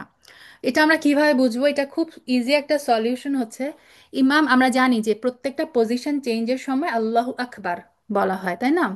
তো ইমাম যখন আল্লাহু আকবার শেষ করবেন, আল্লাহু আকবার বলা, তখন আপনার আল্লাহু আকবার শুরু করতে করতে আপনি পরবর্তী রুকনে যাবেন। এভাবে কিন্তু মানে ইমামকে আমরা অনুসরণ করতে পারি। আবার লেট করতে গিয়ে এমন লেট যেন না হয়ে যায় যে এতই লেট করলাম আমি যে ইমাম আবার পরবর্তী রুকনে পৌঁছে গেল, সেটাও যেন না হয়। So আমার মানে ইমামকে হচ্ছে ফলো করতে হয়, মুক্তাদি মানে যে ইমামকে ফলো করে, ফলো মানে কি, পর পর করে, সে একটা কাজ করবে আপনি তার পিছন পিছন কাজটা করবেন। সো ইমাম আল্লাহু আকবার শেষ করলো, আপনি তখন শুরু করেন আল্লাহু আকবার বলতে বলতে আপনি রুকুতে যান বা সেজদাতে যান। আরেকটা যেটা আমরা ভুল করি, সালাম ফিরানোর সময় ইমাম আসসালামু আলাইকুম বলার সাথে সাথে মুক্তাদিও কি করে, পিছনে আমরা আসসালামু আলাইকুম বলা শুরু করি। নিয়ম হচ্ছে ইমাম দুই দিকে সালাম ফিরানো শেষ করবে, আসসালামু আলাইকুম রহমাতুল্লাহ, আসসালামু আলাইকুম রহমাতুল্লাহ। ইমামের দুই দিকে সালাম ফিরানো শেষ হয়ে গেলে মুক্তাদি তখন সালাম ফিরানো শুরু করবে। এটা আমরা অনেকেই করি যে ইমাম সালাম ফিরানো শুরু করলে শুরু করি, অথবা কেউ আছে যে ইমাম একবার আসসালামু আলাইকুম রহমাতুল্লাহ বলার সাথে সাথে আমরা সালাম ফিরানো শুরু করি না। ইমাম দুই সালাম দেওয়া শেষ করবে, তারপরে আমরা আমাদের প্রথম সালাম শুরু করব, এটাই হচ্ছে নিয়ম। আচ্ছা, অনেক সময় আমরা সেজদায় যে ওই যে আমরা দেখেছিলাম যে মানে আমাদের হাতটাকে একটু ছড়াতে হবে, তবে অনেক সময় দেখা যায় যে কেউ এতই মানে সেজদায় যাওয়ার সময় এতটাই হাত বাঁকিয়ে ফেলে যে পাশে যে মুসাল্লি তার জন্য কষ্টকর হয়ে যায়। সো এটাও আমরা খেয়াল রাখবো যে স্বাভাবিকভাবে যতটুকু ফাঁকা আমাদের রাখতে হবে, যে আমাদের হাতটা একদম আমাদের বডির সাথে লেগে থাকবে না, একটু ফাঁকা রাখবো। তবে এতটাও ফাঁকা করব না যেটাতে আমার পাশে যে মুসল্লি সেজন্য আবার মানে কষ্ট না পায়, এটাও আমরা খেয়াল রাখবো। আচ্ছা, এখন মাসবুকের নিয়ম আমরা দেখব। মাসবুক মানে হচ্ছে যে মাসবুক ব্যক্তি হচ্ছে, ধরেন আপনি ইমামের সাথে আপনি পুরা সালাত পেলেন না, তো আপনি যে ওই যে আপনার যে ছুটে যাওয়া রাকাত সেটা যে আদায় করবেন, তখন আপনাকে সে হচ্ছে মাসবুক, মানে সে সম্পূর্ণ সালাতটা ইমামের সাথে পায়নি। তো মাসবুকের ক্ষেত্রে নিয়ম কি? মাসবুকের ক্ষেত্রে নিয়ম হচ্ছে ইমাম যখন সালাম ফিরানোর মাধ্যমে সালাত শেষ করবে, মাসবুক সালাম ফিরাবে না, কারণ সালাম ফিরালে তো সালাত শেষ। মাসবুক কি করবে? ওয়েট করবে, সালাম সে ফিরাবে না, ইমামের সাথে বাকি কাজ সে করবে। ইমাম সালাম ফিরানোর পরে মাসবুক দাঁড়িয়ে যাবে, দাঁড়িয়ে তার বাকি সালাত আদায় করবে। এই ক্ষেত্রে আবার আমরা একটা ভুল করি, আমরা যদি মাসবুক হই তখন দেখা যায় কি ইমাম একটা সালাম মাত্র ফিরালো, আসসালামু আলাইকুম ওয়া রাহমাতুল্লাহ বলার সাথে সাথে মাসবুক ব্যক্তি দাঁড়িয়ে সালাত আদায় করা শুরু করে না। মাসবুক ওয়েট করবে, ইমাম দুই দিকে সালাম ফিরাবে, তারপর হচ্ছে মাসবুক কি করবে? সালাম না ফিরিয়ে উঠে যাবে এবং মানে পরবর্তী তার যে ছুটে যাওয়া রাকাতগুলো সেগুলো সে আদায় করবে। এখন আসি যে মাসবুকের ছুটে যাওয়া নামাজ আদায়ের পদ্ধতি। আমার এখানে দুইটা ব্যাপার আছে। একটা হচ্ছে কিরাত পড়া, কিরাত মানে হচ্ছে সুরা সুরা মিলানো, যে সুরা ফাতিহা পড়া, সুরা ফাতিহার পর অন্য সুরা পড়া, এটা হচ্ছে কেরাত পড়া, কোরআন পড়া। কেরাত পড়ার ক্ষেত্রে কি করবে? ছুটে যাওয়া রাকাতকে প্রথম এবং শুরুর রাকাত ধরা হবে। এটা যখন আমি এক্সপ্লেন করব তখন একটু ক্লিয়ার হবে। মনে রাখবেন যে কিরাত যখন আমি পড়বো, আমি কি সুরা ফাতিহার আমি, এটা কেন আসে কোয়েশ্চেনটা, কারণ ধরেন আমাদের নিয়ম হচ্ছে 4 রাকাত যে আমরা ফরজ সালাত পড়ি, প্রথম 2 রাকাতে সুরা ফাতিহার পরে সুরা মিলাই, পরের 2 রাকাতে মিলাই না। সো আমি কি সুরা ফাতিহার পরে সুরা মিলাবো কি মিলাবো না? এটার জন্য কি হবে, আমি যে কিরাত পড়বি মানে ফাতিহার পরে সূরা মিলাবো কি মিলাবো না, এটার ক্ষেত্রে আমার ধরতে হবে আমার ছুটে যাওয়া রাকাত। আমি যে এখন একা একা সলাত আদায় করছি সেটা আমার প্রথম রাকাত। সো আমাকে কি করতে হবে? সূরা ফাতিহার পরে সূরা মিলাতে হবে। আর বৈঠকের ক্ষেত্রে তাশাহুদ পড়ার ক্ষেত্রে ইমামের সাথে আমি যে সালাতগুলোকে পড়েছিলাম সেইগুলো হচ্ছে আমার প্রথম রাকাত, বাকিগুলো হচ্ছে আমি একা একা যেগুলো পড়বো সেগুলো হচ্ছে পরবর্তী রাকাত। আচ্ছা, এক্সপ্লেন করি তাহলে, ইনশাল্লাহ এই উদাহরণ দিয়ে বলে ইনশাল্লাহ সহজ হবে।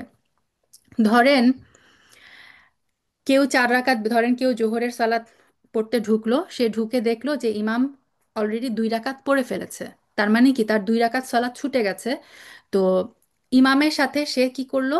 থার্ড এবং ফোর্থ রাকাত পড়লো। তো ইমামের এটা চতুর্থ রাকাত, কিন্তু আপনার কিন্তু এটা কি? সেকেন্ড রাকাত।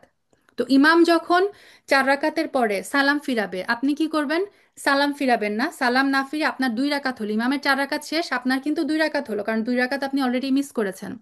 আপনি সালাম না ফিরিয়ে উঠে যাবেন, আপনাকে আরো 2 রাকাত সালাত একা একা আদায় করতে হবে। এখন আমি কি বলেছি, কেরাতের ক্ষেত্রে এটা হচ্ছে আপনার ফার্স্ট রাকাত। তো ফার্স্ট রাকাতে আমরা কি করি? সূরা ফাতিহার পরে সূরা মিলাই। তো আপনি সূরা ফাতিহার, আপনি দাঁড়িয়ে সূরা ফাতিহার পরে সূরা মিলাবেন, তারপর হচ্ছে আপনি বসে সালাত আদায় করলেন। সেকেন্ড রাকাতের জন্য আপনি দাঁড়ান, আপনার ফোর্থ রাকাতের জন্য আপনি দাঁড়ালেন। আপনি কি করবেন? কেরাতের আপনার যেহেতু ছুটে যাওয়া রাকাতের ক্ষেত্রে এটা কি আপনার সেকেন্ড রাকাত, কেরাতের ক্ষেত্রে তার মানে এটা আপনার সেকেন্ড রাকাত। সেকেন্ড রাকাতে আমরা কি করি? ফাতিহার সাথে সূরা মিলাই। So আপনি এই যে ছুটে যাওয়া 2 রাকাত আপনি নিজে নিজে আদায় করলেন, আপনাকে এখানে প্রতি মানে 2 রাকাতে আপনাকে সূরা ফাতিহার সাথে কিন্তু সূরা মিলাতে হবে। তো আপনি সূরা মিলিয়ে সূরা পড়লেন, আর 2 রাকাত আপনি শেষ করলেন, তার মানে এটা আপনার ফোর্থ রাকাত হয়ে গেল। ফোর্থ রাকাতে বসে আপনি তাশাহুদ দরুদ দোয়া পড়ে সালাম ফিরিয়ে সালাত শেষ করবেন। এখন ধরেন আপনি 3 রাকাত বিশিষ্ট সালাত, ধরেন মাগরিবের নামাজে আপনি ঢুকলেন, আপনি ঢুকে 1 রাকাত পেলেন ইমামের সাথে, আপনার 2 রাকাত ছুটে গেছে, আপনার 2 রাকাত সালাত নিজে পড়তে হবে। তো ইমাম যখন তার থার্ড রাকাত শেষ করলো, সালাম ফিরিয়ে উঠে গেল, আপনি সালাম ফিরাবেন না, ইমামের এটা থার্ড রাকাত, আপনার কিন্তু এটা 1 রাকাত। আপনি ইমাম যখন বসলে থার্ড রাকাতে বসলো, তারপরে আত্তাহিয়াতু পড়লো, তাশাহুদ পড়লো, দরুদ পড়লো, আপনিও বসে বসে পড়বেন। আপনার যদিও এটা প্রথম রাকাত, প্রথম রাকাতের পরে কোনো বৈঠক নাই, কিন্তু ওই যে ইমামকে আমার ফলো করতে হবে। সো আপনি এক রাকাত পড়ে, এটা আপনার ফার্স্ট রাকাত, কিন্তু আপনি বসে ইমামের সাথে, ইমাম তাশাহুদ পড়বে, আপনি তাশাহুদ পড়েন, দরুদ পড়েন, কোনো সমস্যা নেই, পড়তে থাকেন।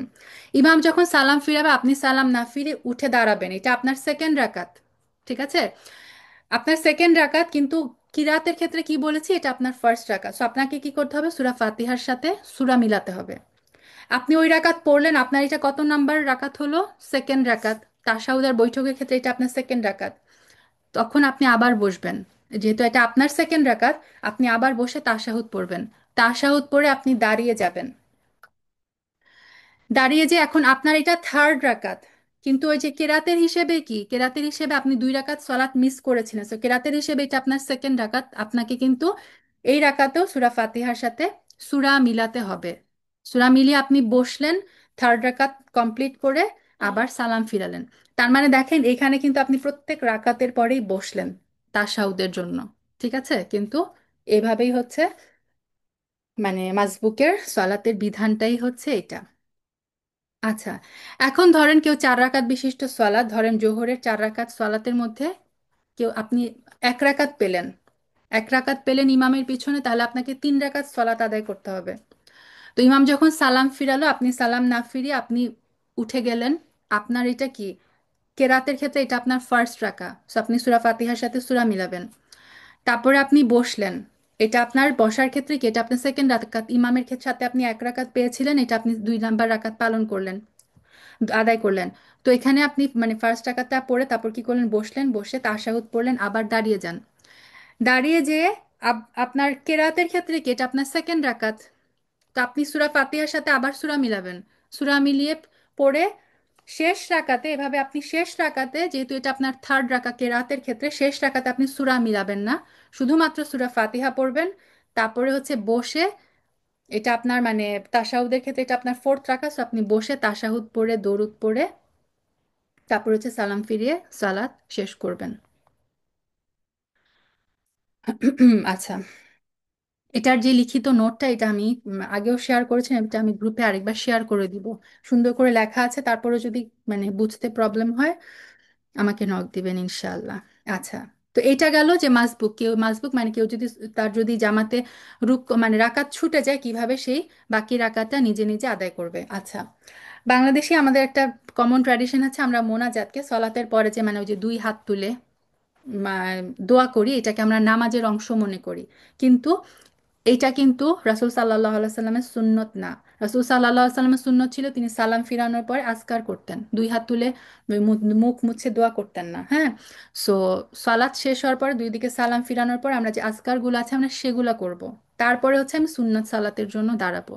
আচ্ছা, সেজদার আয়াত নিয়ে একটু বলে রাখি যে আহ, সেজদার আয়াত সলাতে অনেক সময় আমরা যে সেজদার আয়াতগুলো পাই, সেজদার আয়াতে নিয়ম হচ্ছে আপনি সাথে সাথেই সেজদায় চলে যাবেন। ধরেন আপনি সূরা আলাক পড়লেন, সূরা আলাকের একদম লাস্ট আয়াতে সেজদার আয়াত, তো সূরা আলাক পড়ে আপনি কি করবেন, সাথে সাথে আল্লাহু আকবার বলে সেজদায় চলে যাবেন। রুকুতে না যেয়ে এই প্রথমে সেজদাটা দিয়ে নিবেন, আল্লাহু আকবার বলে সরাসরি সেজদায় চলে যাবেন। তারপর আবার আল্লাহু আকবার বলে দাঁড়িয়ে তারপর হচ্ছে আপনি রুকুতে যাবেন, বাকি সালাত কন্টিনিউ করবেন। তো জামাতে সালাত আদায় করতে গেলে হয় যেটা হয়, যেমন শুক্রবারে মক্কা মদিনায়, যেটা ম্যাক্সিমাম টাইমই সুন্নাত তারা যেহেতু ফলো করে, রাসূল সাল্লাল্লাহু আলাইহি ওয়াসাল্লাম এই শুক্রবারে ফজরের নামাজের প্রথম রাকাতে সূরা সাজদা পড়তেন, 32 নাম্বার যে সূরাটা, ওই সূরার মাঝখানে 14 কি 15 নাম্বার আয়াত একটা সেজদার আয়াত আছে। তো যেহেতু আমাদের মানে জানা থাকে না অনেক সময় যে এটা হচ্ছে সেজদার আয়াত, বাংলাদেশে যেটা হয় নর্মালি ইমামরা বলে দেন যে সেজদার আয়াত আসবে আজকে, তখন মুসল্লিরা প্রিপেয়ার থাকে। কিন্তু হারামাইনে যখন তারাবি পড়তে যায় কেউ, তারাবিতে মানে অনেকগুলা তো সেজদার আয়াত আছে, 14 কি 15টা জায়গায়। বা এই যে শুক্রবারে প্রায় দেখা যায় ফজরের সালাতে ওই 14 নাম্বার আয়াত বা 15 নাম্বার আয়াতের পরে সূরা সাজদায় সেজদার আয়াত যখন আসে, ইমাম সাহেবরা কিন্তু আল্লাহু আকবার বলে সেজদায় চলে যান। তো যারা জানে না তারা কি করে, আল্লাহু আকবার শুনে ভাবে এটা হচ্ছে রুকু। তো আপনার যদি জানা থাকে তাহলে আপনি মানে পাশে আশেপাশের লোকজন দেখে কনফিউজ না হয়ে আল্লাহু আকবার বলে কিন্তু সেজদায় চলে যাবেন, আশেপাশের মানুষ যাই করুক। সো এটা আমাদেরকে জানা থাকতে হবে যে কোন কোন সূরায় মানে সেজদার আয়াত আছে। আচ্ছা, এখন একদম লাস্ট টপিকে চলে আসি, জানাজার সালাত। আহ হারামাইন শরীফে আমরা যখন ওমরা কিংবা হজের জন্য যাই, মক্কা মদিনায় দেখবেন যে প্রায় প্রতি সালাতের পরেই হচ্ছে জানাজার সালাত হয়। হ্যাঁ, তো আমরা যেহেতু বাংলাদেশিরা জানাজার সালাত পড়ে অভ্যস্ত না, সো এটা আমাদের জন্য একটা মানে অনেকেই কনফিউজড হয়ে যায়। এবং জানাজার সালাত নিয়ে বা জানাজার সালাতের গুরুত্ব সম্পর্কে যেহেতু আমাদের জ্ঞান তেমন নাই, সে কারণে আমরা অনেক সময় দেখা যায় জানাজার সালাতটা মিস করে ফেলি। তো কেউ যখন স্পেশালি মক্কা মদিনায় যাবেন, তখন জানাজার সালাত অলমোস্ট প্রত্যেকটা ওয়াক্তের পরেই, প্রত্যেকটা সালাতের ফরজ সালাতের পরে হচ্ছে জানাজার সালাত পড়ে। আপনারা দেখবেন যে ফরজ সালাত শেষ হয়ে যাওয়ার কিছুক্ষণ, কয়েক মিনিটের মধ্যেই হচ্ছে মাইকে আরেকটা অ্যানাউন্সমেন্ট হয় যে এখন সালাতুল জানাজা হবে। তো অনেকেই যেহেতু জানে না, দেখবেন তারা সুন্নাহ সালাত পড়া শুরু করে। সুন্নাহ সালাত পড়া শুরু করলে যেটা হয়, তারা জানাজার সালাতটা মিস করে। হাদিসে এসেছে যে মানে জানাজার সালাত পড়লে হচ্ছে কিরাত পরিমাণ সোয়াব, মানে পাহাড় পরিমাণ সোয়াব। সো আপনারা যখনই জানাজার সালাত পড়ার সুযোগ পাবেন, কখনো এই সুযোগটা মিস করবেন না। সো হারামাইনে যারা যাবেন তাদেরকে মানে তাদের জন্য জাস্ট একটা পরামর্শ যে ফরজ সালাতের পরে আপনারা অপেক্ষা করবেন জানাজার সালাতের, সুন্নত সালাত শুরু করে দিবেন না। জানাজার সালাত আদায় করার পরে তারপর আপনারা সুন্নত সালাত আদায় করবেন।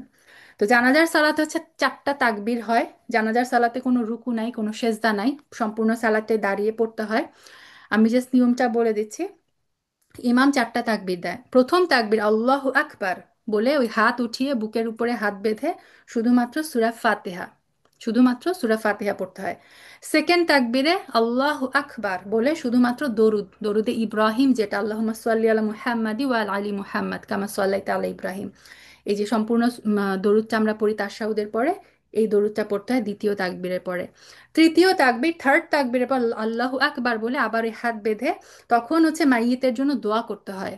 তো কারো যদি একটু আরবি ভাষা জানা থাকে, একটু খেয়াল করে শুনলে বোঝা যায় ওরা কিন্তু বলে যে এখানে কি মানে কোনো মহিলা মৃত যদি কেউ থাকে, অথবা শুধু পুরুষ যদি থাকে, অথবা কখনো বাচ্চাদের জানাজার সালাত হয়, তারা কিন্তু বলে যে তিফল, তিফল মানে শিশু, তিফলের জানাজা হচ্ছে নাকি মহিলার জানাজা হচ্ছে নাকি পুরুষের জানাজা হচ্ছে নাকি অনেকের জানাজা হচ্ছে।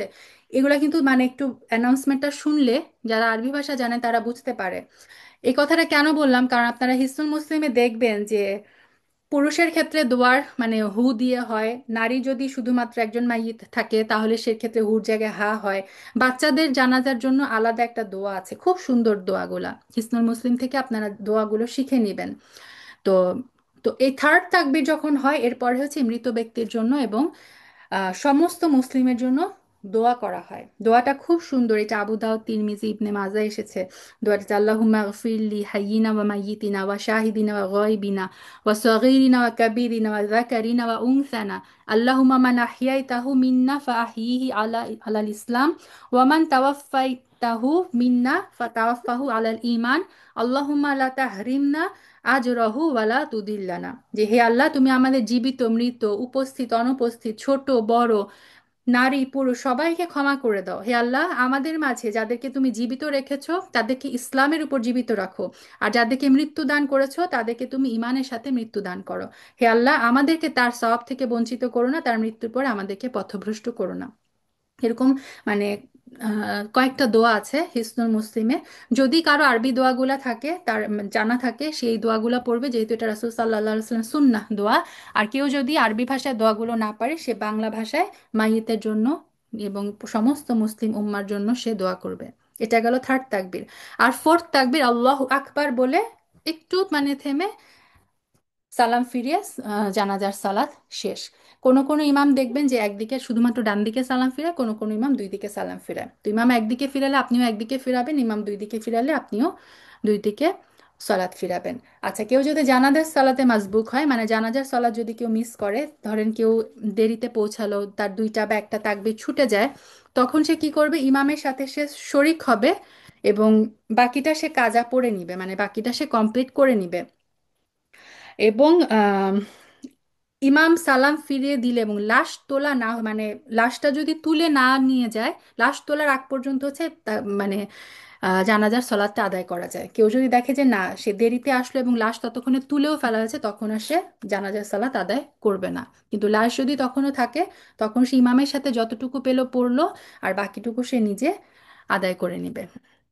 তো এই ছিল মোটামুটি জানাজার সালাত। তো আজকে অলরেডি অনেক দেরি হয়ে গেছে, আমরা এখানে শেষ করি আজকে। সুবহানাক আল্লাহুম্মা বিহামদিক আশহাদু আল্লা ইলাহা ইল্লা আনতা আস্তাগফিরুকা ওয়া আতুবু ইলাইক। সুবহানা রাব্বিকা রাব্বিল ইজ্জাতি আম্মা ইয়াসিফুন ওয়া সালামুন আলাল মুরসালিন আলহামদুলিল্লাহি রাব্বিল আলামিন। আসসালামু আলাইকুম ওয়া রাহমাতুল্লাহি ওয়া বারাকাতুহু।